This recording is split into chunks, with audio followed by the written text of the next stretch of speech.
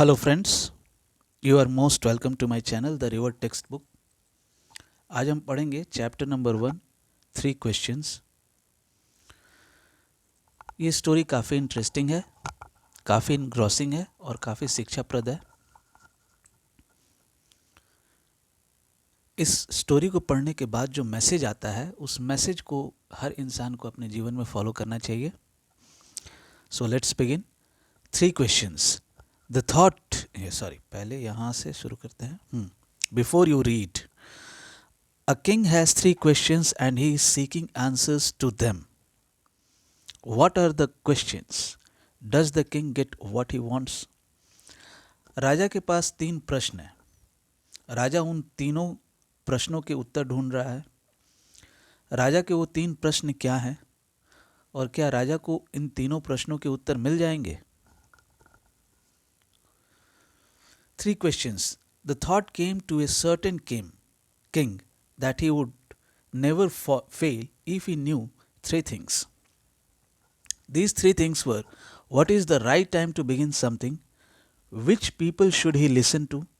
What is the most important thing for him to do? राजा सोच रहा था, राजा के दिमाग में आया कि अगर उसे 3 चीज़ों के बारे में पता चल जाए तो वो जीवन में कभी फेल नहीं होगा। और वो 3 चीज़ें, ये 3 प्रश्न हैं। पहला प्रश्न है, what is the right time to begin something? किसी भी काम को करने का सही समय क्या, किसी भी काम को शुरू करने का सही समय क्या है? Which people should he listen to? किस तरह के लोगों को इसे सुनना चाहिए, राजा को सुनना चाहिए। What is the most important thing for him to do? उसके लिए सबसे जरूरी कौन सा काम है करने के लिए? The king therefore sent messengers throughout his kingdom promising a large sum of money to anyone who would answer these 3 questions. राजा ने इसलिए अपने मैसेंजर्स को अपने राज्य में भेजा और उसने यह अनाउंस करवाया कि जो भी उसके इन प्रश्नों का उत्तर दे देगा वो उसे ढेर सारा पैसा देगा, ढेर सारा इनाम देगा। मैसेंजर हम उसे कहते हैं जो मैसेज को एक जगह से दूसरी जगह पहुंचाता है। Many wise men came to the king, but they all answered his questions differently. बहुत सारे समझदार लोग आए, लेकिन राजा के प्रश्नों के उत्तर उन लोगों ने अलग अलग तरीके से दिया। In reply to the first question, some said, the king must prepare a timetable and then follow it strictly. Only in this way, they said, could he do everything at its proper time. पहले प्रश्न के उत्तर में कुछ लोगों ने कहा कि राजा को एक टाइम टेबल बना लेना चाहिए और राजा को उस टाइम टेबल को कठोरता से पालन करना चाहिए और केवल इसी तरीके से राजा अपने काम को सही समय पे कर पाएंगे। Others said that it was impossible to decide in advance the right time for doing something. दूसरे लोगों ने कहा कि ये इम्पॉसिबल, असंभव है कि पहले से ये जान लेना कि किसी भी काम को करने का सही समय क्या है। The king should notice all that was going on, avoid foolish pleasures, and always do whatever seemed necessary at that time. राजा को हमेशा नोटिस करते रहना चाहिए, उसको ध्यान रखना चाहिए कि उसके सामने क्या चल रहा है। फुलिश प्लेजर, फालतू का मौज मस्ती में उसको इंडल्ज नहीं होना चाहिए।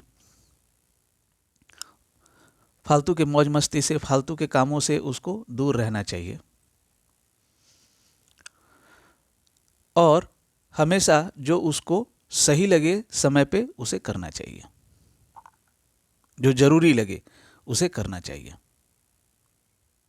Yet others said that king needed a council of wise men who would help him act at the proper time. कुछ दूसरे लोगों ने कहा कि राजा को एक टीम अपॉइंट करना चाहिए। काउंसिल का मतलब होता है कि वो टीम जो राजा को उसके काम में मदद करता है, कुछ नियम कानून बनाने में मदद करता है, उसको एडवाइस करता है राजा को, उसे हम कहते हैं काउंसिल। तो राजा को एक काउंसिल ऑफ वाइज मैन, एक काउंसिल बनाना चाहिए, who would help him act at the proper time, जो कि उसे सही समय पे काम करने में मदद करेगा। This was because one man would find it impossible to decide correctly without help from others the right time for every action. अब हर काम का सही समय ये एक अकेले इंसान के लिए असंभव है जान पाना बिना दूसरों के मदद का। But then others said that there were some things which could be urgent. लेकिन दूसरों लोगों ने कहा कि कुछ ऐसा काम है जो कि बहुत ही अर्जेंट होता है। These things could not wait for the decision of the council. और वो अर्जेंट काम इतना अर्जेंट होता है कि काउंसिल से डिसीजन आए उसके लिए इंतजार नहीं किया जा सकता है। In order to decide the right time for doing something it is necessary to look into the future. अब सही समय किसी भी काम को करने के लिए ये जरूरी है कि फ्यूचर में देखना जरूरी है। And only magician could do that. और यस, ऐसा केवल जादूगर ही कर सकते हैं। The king therefore would have to go to magicians. इसीलिए राजा को मैजिशियंस के पास जाना चाहिए। In their answers to the second question some said that people most necessary to the king were his counselors. Others said the priests. A few others chose the doctors. And yet others said that his soldiers were the most necessary. राजा का दूसरा प्रश्न था कि वो कौन से ऐसे जरूरी लोग हैं जिनका वो सुने। तो सुनेगा जो उसके लिए जो खास हैं उन्हीं का वो सुनेगा। तो लोग यहाँ पे सलाह दे रहे हैं, कुछ राजा को सलाह दे रहे हैं कि राजा को अपने काउंसलर्स का सुनना चाहिए। काउंसलर्स उनके लिए सबसे ज़रूरी हैं। कुछ एडवाइस कर रहे हैं कि उन्हें अपने पुजारी उनके लिए सबसे ज़्यादा ज़रूरी हैं। और कुछ लोगों ने कहा कि डॉक्टर्स उसके लिए सबसे ज़्यादा ज़रूरी हैं। कुछ लोगों ने सैनिकों के बारे में कहा कि सैनिक उसके लिए सबसे ज़्यादा ज़रूरी हैं। इसलिए अपने अलग अलग लोगों का अलग अलग सुझाव था कि राजा को इन लोगों को कंसीडर करना चाहिए सबसे ज़रूरी, इसलिए इन लोगों को सुनना चाहिए पहले। To the third question some said science. तीसरा क्वेश्चन राजा का था कि उसके लिए सबसे ज़रूरी काम कौन सा है। Find to the third question some said science, others choose fighting and yet others religious worship. उसका जो तीसरा सवाल था, तीसरे सवाल के जवाब में कुछ लोगों ने कहा कि विज्ञान उसके लिए सबसे ज़्यादा ज़रूरी काम है। कुछ चीज़ का पता लगाना, नई चीज़ों का सृजन करना, ये सारी चीज़ें।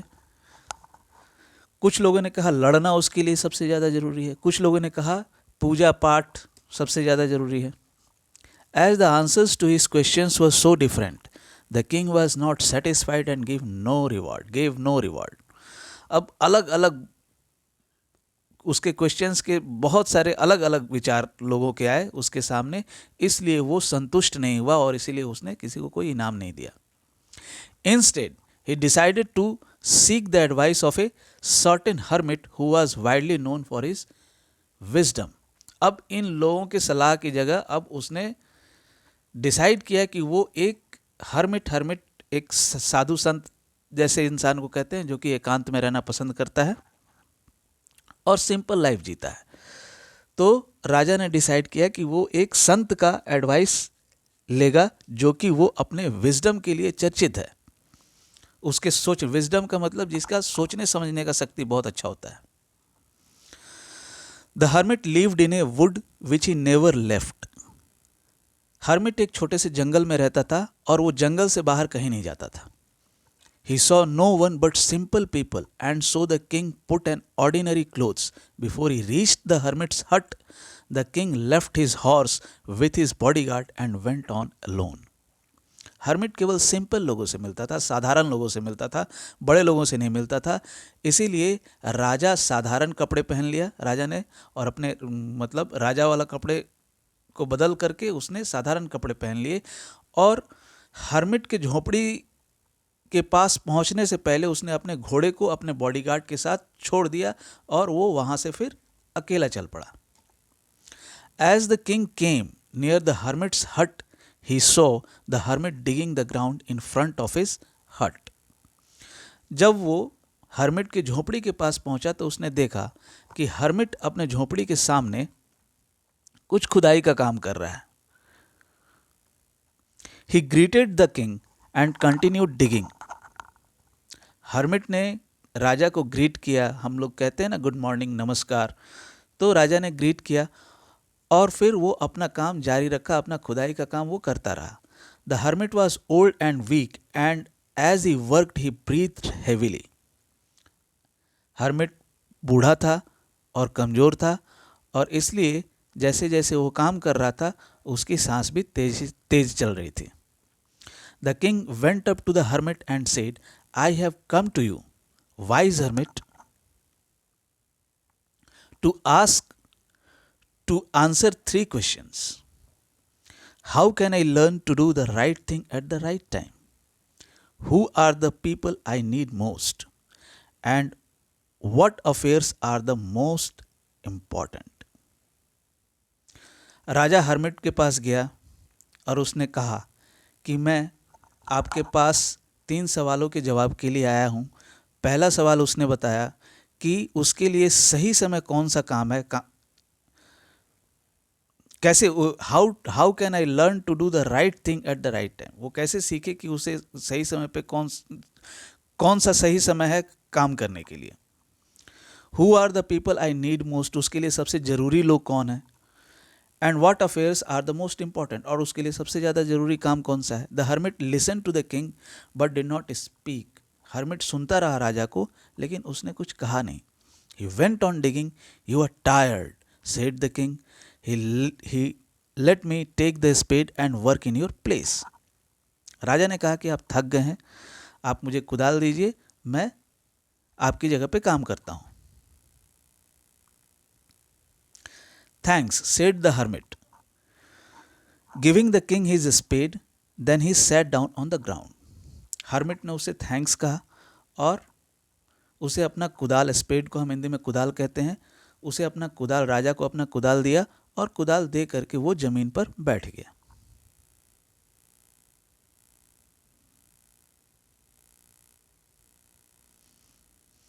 When the king had dug 2 beds, he stopped and repeated his questions. The hermit gave no answer but stood up, stretching out his hand for the spade and said, now you rest and let me work. Beds का मतलब होता है ये कियारी से घेर करके, जो ज़मीन के टुकड़े को जो हम कियारी से घेरते हैं ज़मीन को, उसी को हम बेड्स कहते हैं. तो वो अपनी कियारियों को कोड़ रहा था, उसी में राजा, हर्मिट अपनी कियारियों को कोड़ रहा था और राजा उसी का मदद कर रहा था. तो राजा ने इस तरह से 2 बेड्स की खुदाई कर ली और उसके बाद वो रुक गया, और रुकने के बाद उसने फिर से क्वेश्चंस को रिपीट किया. हर्मिट ने कोई जवाब नहीं दिया और हर्मिट खड़ा हो गया और अपना हाथ आगे बढ़ाते हुए कहा कि अब तुम मुझे कुदाल दो, अब तुम रेस्ट करो और मुझे काम करने दो. But the king did not give him the spade and continued to dig. लेकिन राजा ने हर्मिट को कुदाल दिया नहीं और वापस काम जारी रखा. 1 hour passed, then another. The sun went down behind the trees, and at last the king stuck the spade into the ground and said, I came to you, wise man, for an answer to my questions. If you can give me no answer, tell me so that I will return home. घंटों पास हो गए, घंटों निकल गए. सूरज पेड़ों के पीछे छुप गया, पेड़ के पीछे छुप गया, मतलब शाम हो गया. फिर उसके बाद राजा ने कुदाल को ज़मीन पर रखा और उसने हर्मिट से कहा कि मैं आपके पास आया हूँ क्योंकि आप एक ज्ञानी पुरुष हैं. इन 3 सवाल के जवाबों के लिए अगर आप मुझे आंसर नहीं दे सकते, इन प्रश्नों के, मेरे प्रश्नों का उत्तर नहीं दे सकते हैं, तो आप मुझे बताइए, मैं वापस चला जाऊँगा. Here comes someone running, said the hermit. उसके बाद हर्मिट ने कहा कि इधर कोई दौड़ते हुए आ रहा है, हमारी तरफ कोई दौड़ते हुए आ रहा है. Comprehension check. Why did the king want to know answers to 3 questions? राजा 3 सवालों के जवाब क्यों जानना चाहता था? Because इसका आंसर होगा the king want to know answers to 3 questions because he thought that after knowing these three questions, he would be successful in his life. Messengers were sent throughout the kingdom. अब यहाँ चार options है to fetch wise man, to find answers to the questions, to look for the wise hermit, to announce a reward for those who could answer the questions. तो इसमें messengers को क्यों भेजा गया था राज्य में? क्योंकि इसका आंसर फोर्थ वाला होगा, to announce a reward for those who could answer the questions. ये रिवार्ड अनाउंस करने के लिए कि जो राजा के प्रश्नों का उत्तर दे देगा उसे इनाम मिलेगा. The king turn round and saw a bearded man running towards them. राजा पलट के देखता है तो एक दाढ़ी वाला इंसान वो दौड़ते हुए उसकी तरफ आ रहा है, उनकी तरफ आ रहा है. His hands were pressed against his stomach from which blood was blowing. जो दौड़ता हुआ आदमी आ रहा था उसने अपने हाथ से अपने पेट को दबा करके रखा था जहां से खून निकल रहा था. When he reached the king, he fainted and fell to the ground. जब वो राजा के पास पहुंचा तो बेहोश होकर जमीन पे गिर गया. The king and the hermit removed the man's clothing and found a large wound in his stomach. राजा और हर्मिट ने उस इंसान के ऊपर से कपड़ा हटाया. तो जब कपड़ा हटाया तो देखा कि एक बड़ा सा घाव उसके पेट में है. The king washed and covered it with his handkerchief, but the blood could not stop flowing. The king redressed the wound until at last the bleeding stopped. राजा ने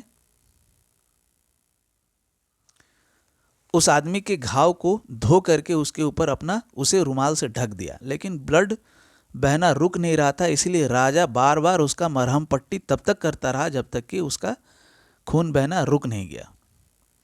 the man felt better and asked for something to drink. आदमी को अच्छा लगा और उसने कुछ पीने को कहा, कुछ पीने की मांग की.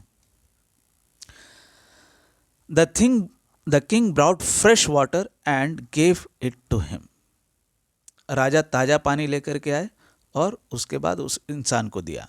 Bye this time the sun had set and the air was cool. और इस समय तक सूरज डूब चुका था और हवा ठंडा था. The king with the hermit's help carried the wounded man into the hut and laid him on the bed. राजा हर्मिट की मदद से उस इंसान को, उस आदमी को जो घायल था, उसे झोपड़ी के अंदर में ले जाते हैं और उसे बेड पर सुला देते हैं. The man closed his eyes and ले क्वाइट. आदमी आंख बंद करके चुपचाप सो गया. The king, tired by his walk and the work he had done, lay down on the floor and slept through the night. राजा काफ़ी थक चुके थे, काफ़ी चले थे और हर्मिट की क्यारियों को भी खोद करके वो थक चुके थे, अकेला काम करके थक चुके थे, इसलिए वो ज़मीन पे लेट करके पूरी रात सो गए. When he awoke, it was several minutes before he could remember where he was or who the strange bearded man lying on the bed was. Forgive me, said the bearded man in a weak voice when he saw that the king was awake. अब राजा जब सुबह उठे तो थोड़ी देर के बाद उन्हें धीरे धीरे सब याद आने लगा. उसके बाद जो वो आदमी है उसने कहा फॉरगिव मी, मुझे माफ़ कीजिए. वो जो दाढ़ी वाला आदमी है उसने राजा को वीक वॉइस में, कमज़ोर आवाज़ में उसने राजा को कहा मुझे माफ़ कीजिए जब उसने राजा को जगा हुआ देखा. I do not know you and have nothing to forgive you for, said the king. राजा ने कहा कि मैं आपको जानता नहीं हूँ, मेरे पास आपको माफ़ करने के लिए कुछ नहीं है.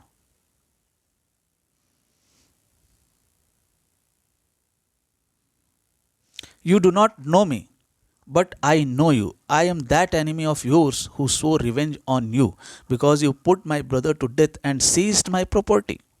आप मुझे नहीं जानते हो लेकिन मैं आपको जानता हूँ. मैं आपका दुश्मन हूँ और मैंने आपसे बदला लेने का कसम खाया था, क्योंकि आपने मेरे भाई को मार दिया और आपने हमारी सारी संपत्ति को सीज कर लिया। I knew you had gone alone to see that hermit and I made up my mind to kill you on your way home. मुझे पता था कि आप हर्मिट से मिलने के लिए अकेले जाएंगे और रास्ते में मैं आपको मार दूंगा।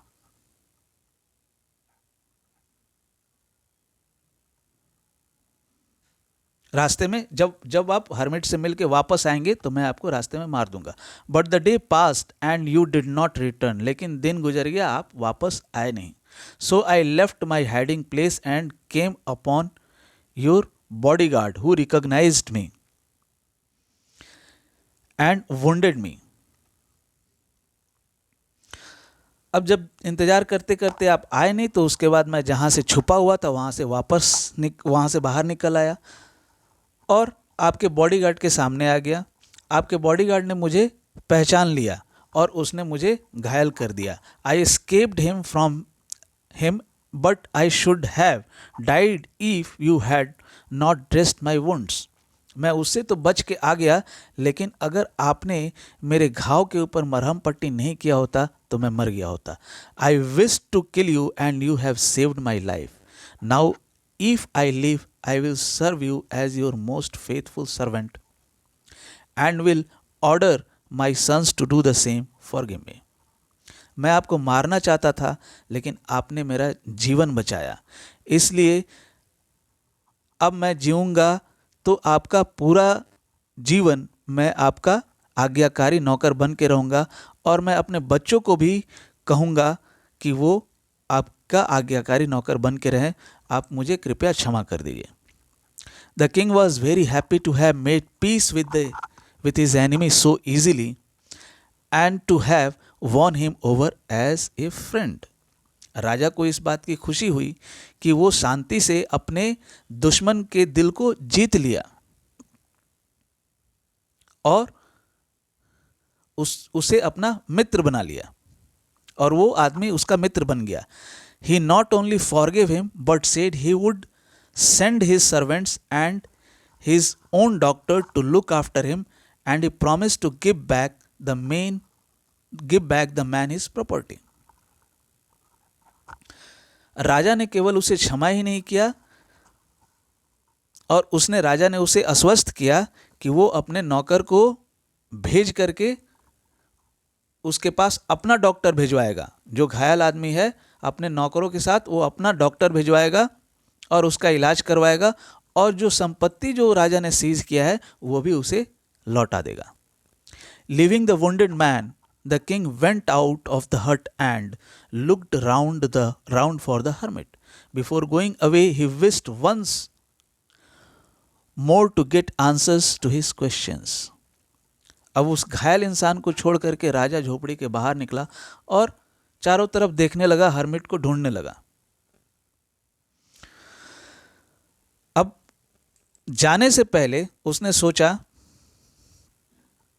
उसने उम्मीद किया कि वो एक बार और हर्मिट से पूछे, शायद उसका आंसर दे दे hermit.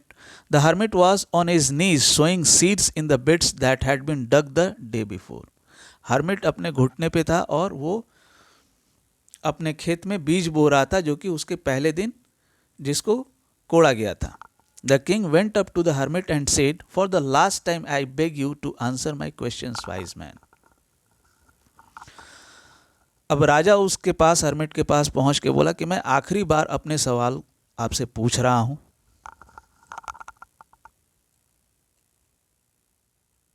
You have already been answered, said the hermit, still bending down to the ground and looking up at the king as he stood before. Hermit ने कहा कि आपको आपके सवालों का जवाब मिल गया है। जमीन पे झुके हुए ही, ग्राउंड पे बैठे हुए ही हर्मिट ने कहा, किंग की तरफ देखते हुए कहा कि आपको आपके सवालों का जवाब मिल गया है। How have I been answered, what do you mean? फिर राजा बोला कि राजा सोचा कि अभी तक तो ये आंसर दिया नहीं, तो फिर उसने हर्मिट से पूछा कि मुझे आंसर कैसे मिल गया, आपका कहने का मतलब क्या है? Do you not see, replied the hermit, if you had not pitied my weakness yesterday and had not dug these beds for me, you would have gone away. तो फिर हर्मिट ने उसे समझाया कि क्या आपने देखा नहीं, हर्मिट ने उसे रिप्लाई किया, समझाया कि क्या आपने देखा नहीं कि अगर आप मेरी कमजोरी पे आप दया नहीं करते और आप मेरी खुदाई में मदद नहीं करते तो आप यहाँ से चले गए होते. Then that man would have attacked you and you would have wished you had stayed with me. अगर आप यहाँ से चले गए होते तो वो जो आदमी है, जो घायल आदमी है, वो आपके ऊपर अटैक करता और आप उस समय ये कामना करते कि आप हट में ही रह जाते, आप हमारे साथ झोपड़ी में रह जाते. So the most important time was when you were digging the beds. इसीलिए आपके लिए सबसे ज़रूरी समय, किसी भी काम को, आपके लिए सबसे ज़रूरी समय वो था जब आप क्यारियों को कोड़ रहे थे. And I was the most important man and to do me good was your most important business. और आपके लिए सबसे ज़रूरी इंसान आपके सामने मैं था और मेरे बारे में आप अच्छा सोचे, ये आपके लिए सबसे ज़रूरी काम था, important business. Afterwards when the man ran to us, the most important time was when you were caring for him, because if you had not dressed his wounds he would have died without having made peace with you. So he was the most important man and what you did for him was your most important business. अब hermit उसको समझाते हुए कह रहा है कि जब वो घायल इंसान हमारे पास दौड़ते हुए आया तो आपके लिए उसका इलाज, आपके लिए सबसे जरूरी समय था जब आप उसका इलाज कर रहे थे, जब आप उसको रिड्रेस कर रहे थे. क्योंकि अगर आपने उसके घाव का इलाज नहीं किया होता तो वो मर गया होता और आपके साथ शांति कायम नहीं कर पाता. इसलिए वो सबसे जरूरी आदमी था और जो आपने उसके साथ किया वो सबसे ज्यादा जरूरी काम था.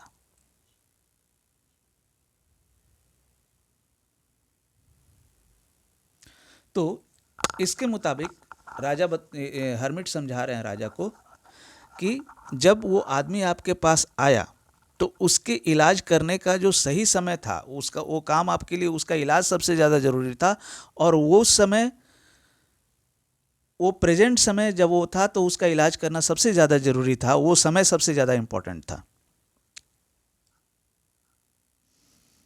उसके बाद उसके लिए वो आदमी सबसे ज़्यादा इम्पोर्टेंट था. उसके बाद remember then there is only one time that is important and that is now. It is the most important time because it is the only time we have any power to act.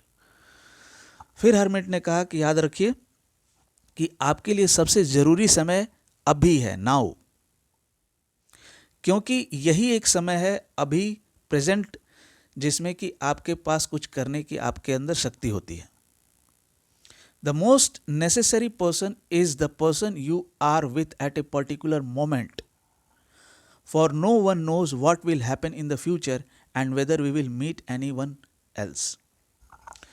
और जो सबसे ज़रूरी इंसान जो आपके लिए है वो खास समय पे जो आपके साथ है वो सबसे ज़्यादा ज़रूरी इंसान है, क्योंकि किसी को पता नहीं है कि फ्यूचर में होगा क्या, फिर आगे वो किसी से मिल पाएगा या नहीं. इसीलिए किसी इंसान के लिए सबसे ज़रूरी आदमी किसी पर्टिकुलर मोमेंट पे जो उसके सामने जो इंसान है वो है. The most important business is to do that person good because we were sent into this world for that purpose alone. और जो सबसे ज़रूरी काम करने के लिए है, उस जो इंसान आपके साथ है उस इंसान का भला करना है, क्योंकि हमें इस दुनिया में इसी चीज़ के लिए भेजा गया है कि हम दूसरों का भला कर सकें. ये स्टोरी लियो टोल्स्टॉय ने लिखा है। Thanks for listening. कृपया वीडियो को लाइक कीजिए, शेयर कीजिए, सब्सक्राइब कीजिए। और कोई पर्टिकुलर चैप्टर आप चाहते हैं एक्सप्लेन करना तो कृपया कमेंट बॉक्स में डालें।